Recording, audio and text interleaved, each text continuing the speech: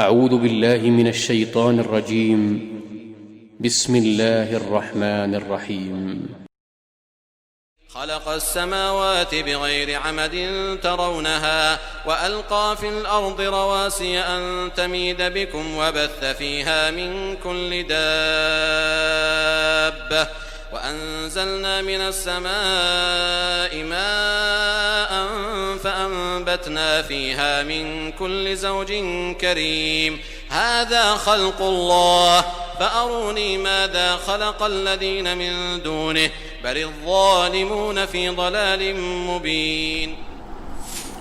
السلام علیکم ورحمۃ اللہ وبرکاتہ. بسم اللہ الرحمن الرحیم. الحمد للہ رب العالمین والصلاة والسلام علی رسولہ محمد وعلی آلہ واصحابہ اجمعین اما بعد.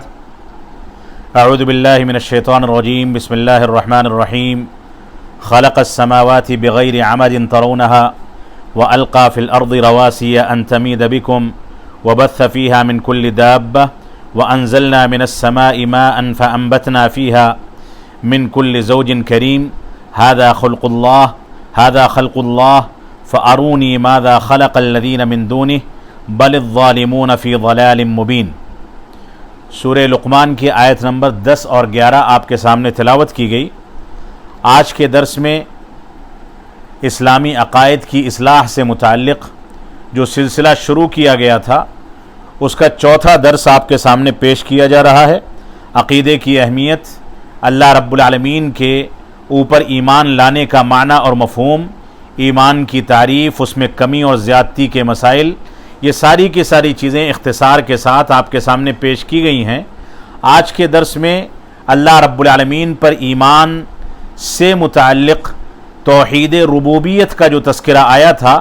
اس میں توحید ربوبیت کو تفصیل کے ساتھ 3-4 نقاط کی شکل میں ذکر کیا جائے گا. ایک تو توحید ربوبیت کا معنی، اس کے دلائل، اور اسی طرح سے عقلی اور فطری لحاظ سے اس کے امکانات، اور اسی طرح سے توحید ربوبیت کے بارے میں اس بات کا تذکرہ کہ صرف اس کا اقرار کر لینا انسان کی نجات کے لیے کافی نہیں ہے، اور توحید ربوبیت کے انکار کے بارے میں جو صورتیں اختیار کی جاتی ہیں اور اس میں انحراف کی جو شکلیں ہیں اس کا تذکرہ آپ کے سامنے آج کے درس میں کیا جائے گا. تو آج کا درس توحید ربوبیت سے متعلق ہے. سب سے پہلی چیز جو آیت کریمہ میں نے آپ کے سامنے تلاوت کی اس میں اللہ رب العالمین نے توحید ربوبیت کا تذکرہ فرمایا ہے. فرمایا خلق السماوات بغیر عمد ترونها. اسی اللہ رب العالمین نے آسمان کو بغیر ستون اور کھمبوں کے پیدا کیا.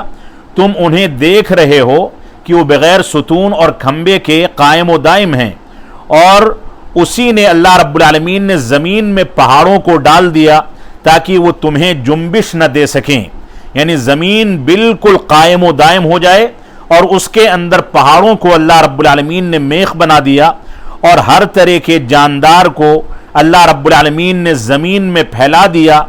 اور ہم نے آسمان میں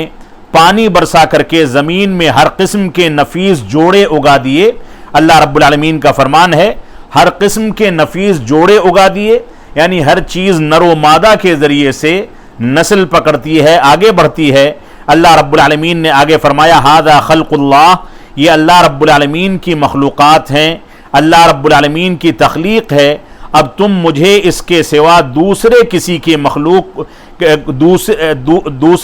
کی کوئی مخلوق دکھاؤ، کچھ نہیں، بلکہ یہ ظالم لوگ کھلی گمراہی میں ہیں اور اللہ رب العالمین نے ان کو گمراہی کی راہ پر لگا دیا ہے. یہ سورہ لقمان کی آیت نمبر 10 اور 11 آپ کے سامنے تلاوت کی گئی اور اس کا مفہوم اور ترجمہ بھی آپ کے سامنے بیان کیا گیا. تو آج کے درس میں آپ حضرات کے سامنے توحید ربوبیت جس سے متعلق یہ دلیل تھی اس کی لغوی اصطلاحی تعریف اور اس سے متعلق تھوڑی سی جو گفتگو کی جائے گی. اس میں پہلی چیز توحید ربوبیت کی لغوی تعریف ہے، یعنی گرامر میں اور زبان میں ربوبیت کس کو کہا جاتا ہے. تو ربوبیت عربی زبان میں رب سے ماخوذ ہے. رب اس سے مراد یہاں پر اللہ رب العالمین ہے، اور رب اصل میں کہا جاتا ہے عربوں کے کلام میں اس کے 2 معانی ہیں، کئی سارے معانی ہیں جس میں بادشاہ یا مالک اور اسی طرح سے کسی کا آقا اور جس کی اطاعت و فرما برداری کی جاتی ہے اس کو رب کہا جاتا ہے. اور شریعت کی اصطلاح میں رب کہا جاتا ہے یا توحید ربوبیت کہا جاتا ہے اللہ رب العالمین کو اس کے افعال میں تنہا کرنا، اللہ رب العالمین کو اس کے کاموں میں اور اس کے افعال میں تنہا ماننا کہ اس کے کام میں اور اس کے افعال میں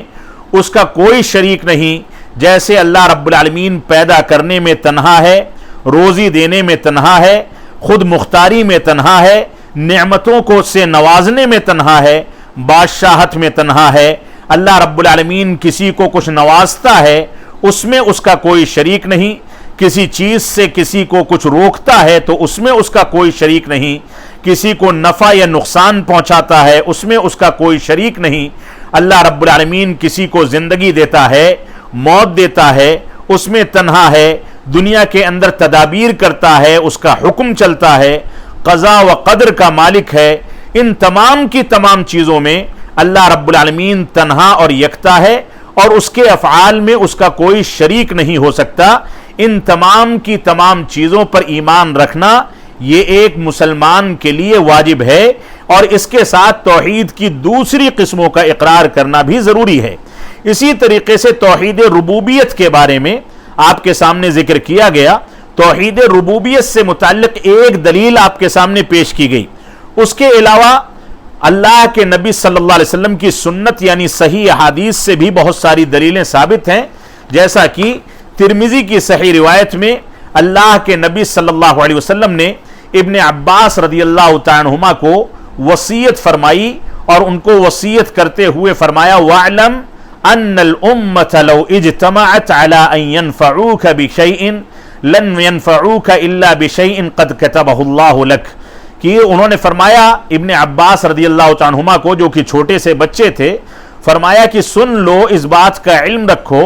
کہ پوری امت اگر تم کو نفع پہنچانے کے لیے جمع ہو جائے تو تم کو نفع نہیں پہنچا سکتی سوائے اتنے کے جتنا اللہ رب العالمین نے تمہارے مقدر میں لکھ دیا ہے. اور اگر پوری کی پوری امت اور ساری قومیں تم کو نقصان پہنچانے کے لیے جمع ہو جائیں تو نقصان نہیں پہنچا سکتی مگر اتنا ہی جتنا اللہ رب العالمین نے تمہارے مقدر میں لکھا ہے. قلم کو اللہ رب العالمین نے اٹھا لیا اور سیاہی اور اسی طرح سے صحیفے یہ خشک کر دیے گئے، یعنی انسان کی تقدیر کو مکمل کر دیا گیا. یہ سنن ترمذی کی روایت ہے اور مسند احمد میں بھی اس طرح کی روایت موجود ہے. اسی طریقے سے یہ قرآن اور حدیث کی دلیل ہوئی. قرآن کی دلیل جیسا کہ سورہ لقمان کی 10 اور 11 نمبر آیت آپ کے سامنے پڑھی گئی اور اور اسی طرح سے سنن ترمذی کی یہ روایت جو آپ کے سامنے پڑھی گئی، یہ روایت توحید ربوبیت کی واضح دلیل ہے. اسی طریقے سے توحید ربوبیت کی عقلی دلیل یہ ہے، انسان کی عقل اس کو کیسے گوارا کرتی ہے، کیسے مانتی ہے. اس کی دلیل یہ ہے جیسا کہ عقل اللہ رب العالمین کے وجود کو اور اللہ رب العالمین کی انفرادیت کو اور ربوبیت میں اللہ رب العالمین کی یکتائیت اور انفرادیت کو اور اس کے وحدہ لا شریک لہ ہونے کو تمام کی تمام عقلیں قبول کرتی ہیں. جیسا کہ اللہ رب العالمین کی قدرت، تخلیق کے بارے میں اللہ رب العالمین کی سیطرت اور اس کا غلبہ، اسی طریقے سے اللہ رب العالمین کی تمام قدرتوں پر اور اس کے سیطرہ اور غلبے پر اگر اللہ رب العالمین کے کارناموں کو اور اس کی تخلیق کو اور اس کے افعال کو سامنے رکھ کر کے غور و فکر کیا جائے تو ایسی صورت میں تمام کی تمام نشانیاں اس بات پر دلالت کرتی ہیں کہ اللہ رب العالمین تنہا رب ہے، اس کا کوئی شریک نہیں. اس سلسلے میں ہم اللہ رب العالمین کی جتنی نشانیاں دنیا کے اندر ہیں، جو افعال اللہ رب العالمین کے ظاہر ہوتے ہیں، ان چیزوں پر دو طریقوں سے غور کر سکتے ہیں، دو طریقوں سے ان کو سمجھ سکتے ہیں. پہلی چیز تو یہ کہ اللہ رب العالمین کی نشانیوں پر غور و فکر کیا جائے. اپنے نفس کے اندر انسان کا جو نفس ہے اس میں غور و فکر اور تدبر کیا جائے تو ایسی صورت میں انسان کا نفس بذات خود اس بات کی دلیل پیش کرے گا کہ اللہ رب العالمین اپنے افعال میں تنہا ہے. جیسا کہ اللہ رب العالمین کی عظیم آیتوں میں جو انسان کے نفس کے اندر دلالت کرتی ہیں اس کی ربوبیت پر اور اس کے ساتھ کسی کے شریک نہ ہونے پر، اللہ رب العالمین نے اس کے بارے میں ارشاد فرمایا سورہ زاریات کی آیت نمبر 21 میں، وَفِي أَنفُسِكُمْ أَفَلَا تُبْصِرُونَ، کہ اللہ رب العالمین نے تمہارے نفسوں میں نشانی بنائی ہے، کیا تم ان کو دیکھتے نہیں ہو؟ انسان اگر غور و فکر کرے اپنے نفس کے اندر تو ایسی صورت میں اللہ رب العالمین کو اپنا رب اور خالق پائے گا، حکیم و خبیر پائے گا۔ اسی طریقے سے اگر انسان غور کرے تو انسان اس نتیجے پر پہنچے گا کہ انسان کو اللہ رب العالمین نے ایک حقیر پانی یعنی نطفے کے ذریعے سے پیدا فرمایا، اس نطفے کو خون کے لوتھڑے کی شکل میں منتقل کیا، اس خون کے لوتھڑے کو گوشت کے ایک مجموعے کی شکل میں منتقل کیا، اور اس کے بعد اس پر ہڈیاں پہنائی گئیں، اور اس کے بعد ہڈیوں کو اللہ رب العالمین نے گوشت پہنایا، اور 9 مہینے تک بچے کی شکل میں اس کو ماں کے پیٹ میں رکھا، پھر وہ بچے کی شکل میں نکل کر کے ماں باپ کی گود میں آ جاتا ہے۔ یہ اللہ رب العالمین کی تخلیق اور اس کے افعال کی وحدانیت کی ایک چھوٹی سی مثال ہے۔ اسی طریقے سے دوسرا طریقہ جس سے اللہ رب العالمین کی ربوبیت کو ہم اپنی عقلوں کے ذریعے سے تسلیم کر سکتے ہیں، وہ دنیاوی نظام میں اور کون میں اور زمانے میں اللہ رب العالمین کی تخلیقات پر غور و فکر کرنا، جیسا کہ اللہ رب العالمین نے اس سلسلے میں ارشاد فرمایا سَنُرِيهِمْ آيَاتِنَا فِي الْآفَاقِ وَفِي أَنفُسِهِمْ حَتَّى يَتَبَيَّنَ لَهُمْ أَنَّهُ الْحَقُّ أَوَلَمْ يَكْفِ بِرَبِّكَ أَنَّهُ عَلَى كُلِّ شَيْءٍ شَهِيدٌ۔ سورہ فصلت کی آیت نمبر 53 ہے، جس میں اللہ رب العالمین نے فرمایا ان قریب انہیں ہم اپنی نشانیاں آفاق عالم میں بھی دکھائیں گے اور ان کی اپنی ذات میں بھی دکھائیں گے، یہاں تک کہ ان پر واضح ہو جائے کہ حق یہی ہے۔ کیا آپ کے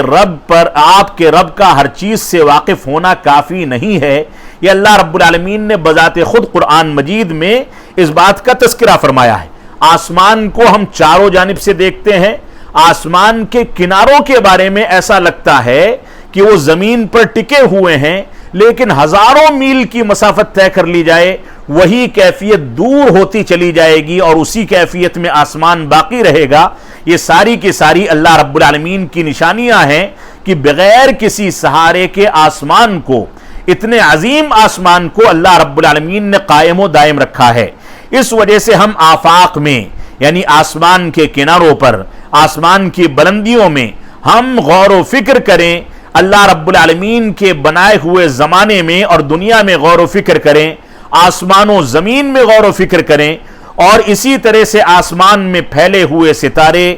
آسمان میں پھیلے ہوئے جو سورج اور چاند ہیں، جو کواکب ہیں، جو مختلف ستارے ہیں، اور اسی طریقے سے زمین پر پھیلے ہوئے پہاڑ، درخت، اور اسی طرح سے سمندر، نہریں، اور جو کچھ دن اور رات کے اندر ہم کو نظر آتا ہے، اور دن و رات کا نکلنا اور غروب ہونا اور طلوع ہونا، چاند سورج کا غروب اور طلوع ہونا، یہ ساری کی ساری چیزیں ایک باریک نظام کی جانب اشارہ کرتی ہیں، جس سے ہم اللہ رب العالمین کے خالق حقیقی ہونے اور رب حقیقی ہونے پر اپنی عقل کے ذریعے سے ایمان لا سکتے ہیں۔ یہ اللہ رب العالمین کی نشانیاں ہیں جو ہم کو نظر آتی ہیں۔ اگر انسان ایک عقل رکھنے والا غور و فکر کرے تو وہ اس بات پر پہنچے گا کہ دنیا کے اندر یہ جو چیزیں پیدا کی گئی ہیں یہ کسی برحق ذات نے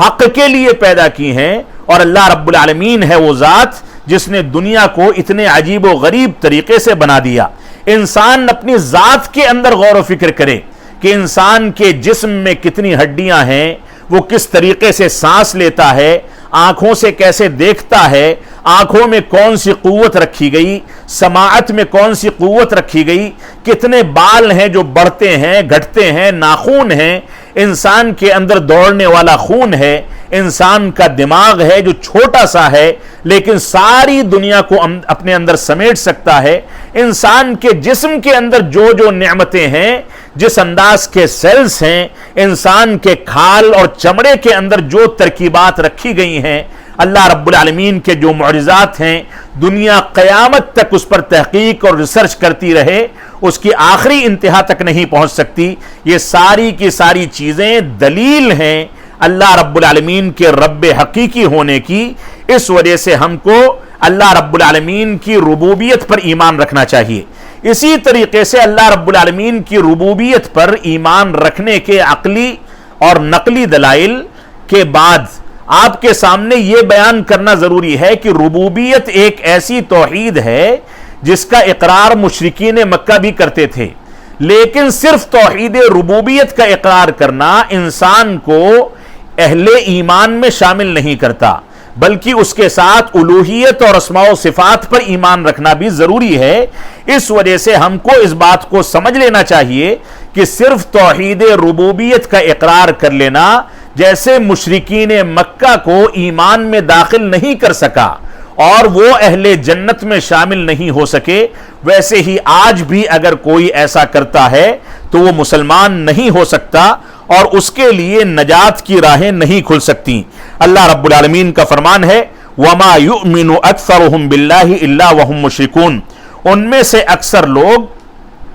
اللہ رب العالمین پر ایمان رکھتے ہیں لیکن وہ مشرک ہیں، جیسا کہ سورہ یوسف میں آیت نمبر 106 میں اللہ رب العالمین نے ارشاد فرمایا، اور مفسرین کہتے ہیں کہ اس کا معنی یہ ہے کہ ان میں سے اکثر لوگ اس بات کا اقرار کرتے ہیں کہ اللہ رب العالمین رب حقیقی ہے، خالق و رازق ہے، مدبر ہے، لیکن اور وہ ربوبیت میں اللہ رب العالمین پر ایمان رکھتے ہیں، اس کے باوجود وہ مشرک ہیں کیونکہ وہ اللہ رب العالمین کی عبادت میں کسی کو شریک ٹھہراتے ہیں، کسی کو وسیلہ قرار دیتے ہیں۔ اللہ رب العالمین کی عبادت میں، توحید الوہیت میں وہ وحدانیت کے قائل نہیں بلکہ شرک کے قائل ہیں، اس وجہ سے وہ اہل ایمان میں نہیں ہو سکتے۔ ابن عباس رضی اللہ تعالیٰ عنہما فرماتے ہیں کہ اللہ رب العالمین نے آسمان اور زمین کو پیدا فرمایا، اور اسی طریقے سے اللہ رب العالمین نے پہاڑوں کو پیدا فرمایا۔ اگر مشرکین مکہ سے یہ پوچھا جائے کہ ان چیزوں کو کس نے پیدا کیا ہے تو وہ کہتے ہیں اللہ رب العالمین نے پیدا کیا، وہم مشرکون، اس کے باوجود وہ مشرک ہیں۔ اسی طریقے سے مشہور تابعی اکرمہ فرماتے ہیں کہ اگر ان سے پوچھا جائے کہ آسمان و زمین کو کس نے پیدا کیا تو وہ کہتے ہیں کہ اللہ رب العالمین نے، لیکن اس کے باوجود وہ اہل ایمان میں نہیں ہیں بلکہ مشرکین میں سے ہیں۔ مشہور تابعی رسول مجاہد رحمۃ اللہ علیہ فرماتے ہیں کہ ان کا ایمان اس بات کا اقرار کرنا کہ اللہ رب العالمین ہمارا خالق ہے، ہم کو روزی دینے والا ہے اور ہم کو پیدا کرنے والا اور مارنے والا ہے، یہ چیز ان کو شرک سے نجات نہیں دے سکی بلکہ وہ مشرکوں میں سے شامل رہے اور مشرک کے مشرک رہے۔ اسی طریقے سے اللہ رب العالمین کی ربوبیت کے اقرار کے بارے میں سلف سے بہت سارے دلائل وارد ہوتے ہیں جس سے یہ پتہ چلتا ہے کہ رسول اکرم صلی اللہ علیہ وسلم کے دور کے مشرکین اللہ رب العالمین کے خالق و مالک ہونے اور رازق ہونے اور مدبر ہونے کا اقرار کرتے تھے، لیکن اس کے باوجود وہ مشرک تھے، جیسا کہ قرآن مجید میں مختلف جگہوں پر اللہ رب العالمین نے ارشاد فرمایا۔ سورہ عنکبوت کی آیت نمبر 61 میں اللہ رب العالمین کا فرمان ہے وَلَئِن سَأَلْتَهُم مَّنْ خَلَقَ السَّمَاوَاتِ وَالْأَرْضِ وَسَخَّرَ الشَّمْسَ وَالْقَمَرَ لَيَقُولُنَّ اللَّهُ فَأَنَّىٰ يُؤْفَكُونَ۔ اللہ رب العالمین نے فرمایا کہ اگر ان سے پوچھا جائے کہ آسمان اور زمین کو کس نے پیدا کیا اور چاند اور سورج کو کون مسخر کرتا ہے، کون اپنے حکم سے چلاتا ہے، تو یہ عنقریب کہیں گے کہ اللہ رب العالمین چلاتا ہے۔ اسی طریقے سے سورہ عنکبوت کی آیت نمبر 63 میں اللہ رب العالمین نے ارشاد فرمایا وَلَئِن سَأَلْتَهُم مَّن نَّزَّلَ مِنَ السَّمَاءِ مَاءً فَأَحْيَا بِهِ الْأَرْضَ بَعْدَ مَوْتِهَا، اگر ان سے سوال کیا جائے کہ آسمان سے پانی کون اتارتا ہے جس کے ذریعے مردہ زمین کو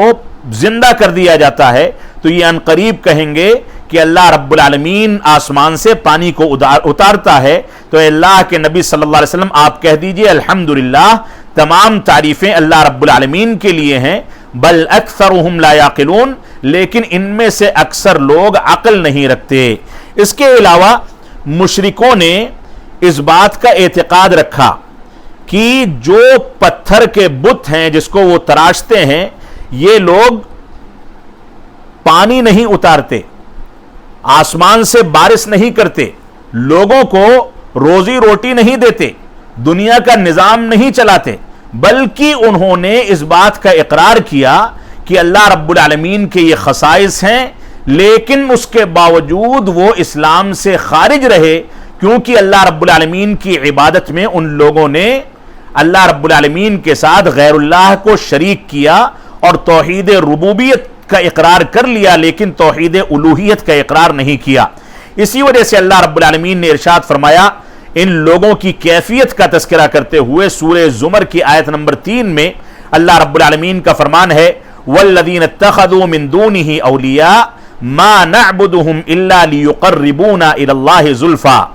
کہ جو لوگ اللہ رب العالمین کے علاوہ لوگوں کو پکارتے ہیں تو وہ یہ کہتے ہیں کہ مَا نَعْبُدُهُمْ، کہ ہم ان کی عبادت نہیں کرتے، إِلَّا لِيُقَرِّبُونَا إِلَى اللَّهِ زُلْفَىٰ،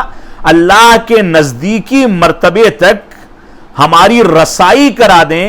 اس وجہ سے ہم ان کی عبادت کرتے ہیں۔ یعنی غیر اللہ کو اللہ کی عبادت میں اللہ سے قریب پہنچنے کا ذریعہ اور وسیلہ بنا کر کے اور اس تک رسائی کے لیے شریک کرتے ہیں، یہ ایسا کہا کرتے تھے، جبکہ یہ چیز اسلام کے مطابق شرک ہے اور اس کو اللہ رب العالمین معاف نہیں فرما سکتا۔ تو ان کے اس اقرار کی وجہ سے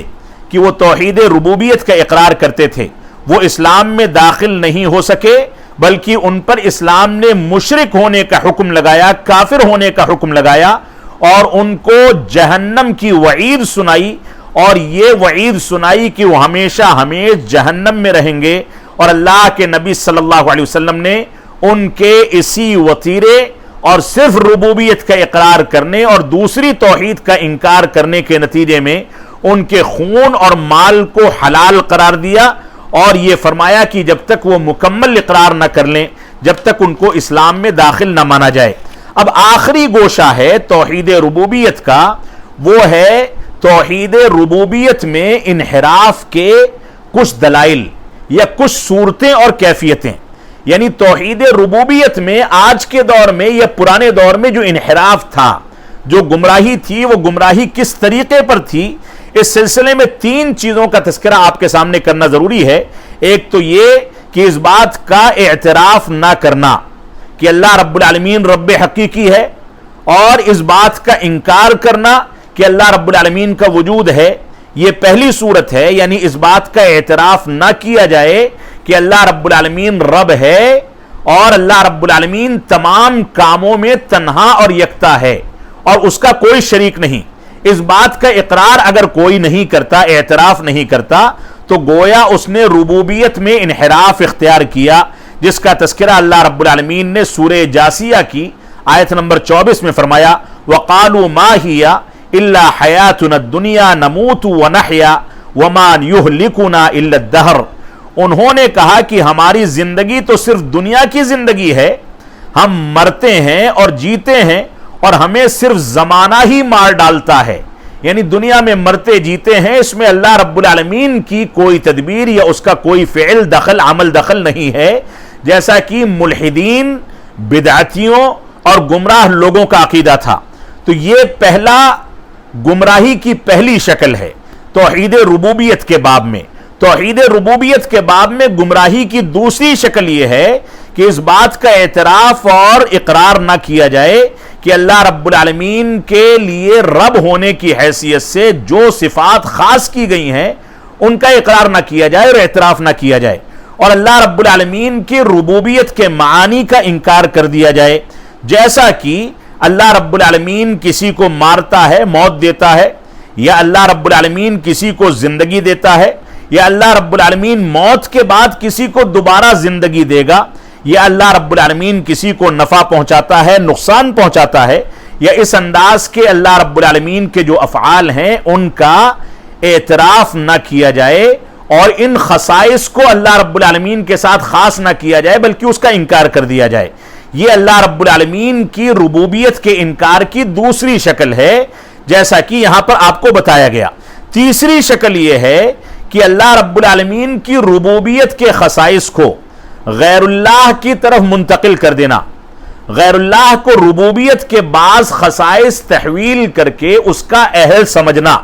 جیسا کہ بعض لوگ آج کے دور میں بھی کرتے ہیں. جیسا کہ کسی نے یہ اعتقاد رکھا کہ اللہ رب العالمین کے ساتھ دنیا کا نظام چلانے والا کوئی دوسرا ہے.